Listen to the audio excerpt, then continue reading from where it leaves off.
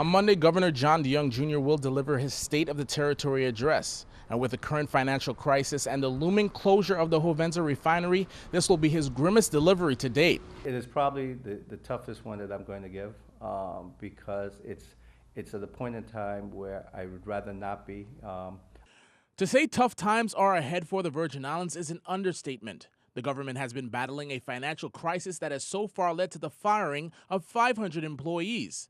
And with the Senate's recent failure to pass legislation that would close the budget shortfall of $67.5 million, the governor says additional cuts must be made.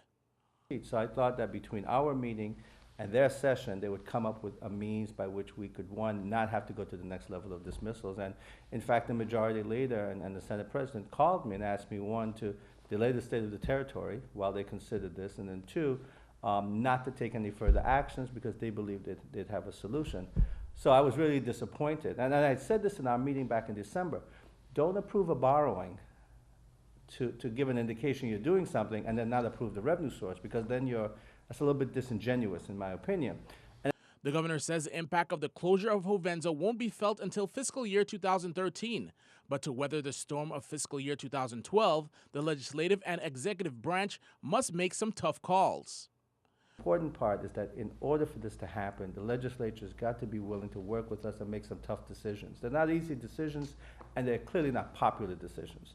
Monday night's State of the Territory will definitely be a hard pill to swallow, but the governor says it won't be all gloom and doom.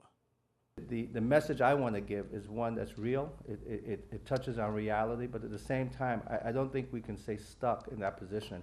We've got to give hope. We've got to give not hope that's based on illusion, but hope that's based on the talents we have, the resources we have available, and recognize that things are going to change.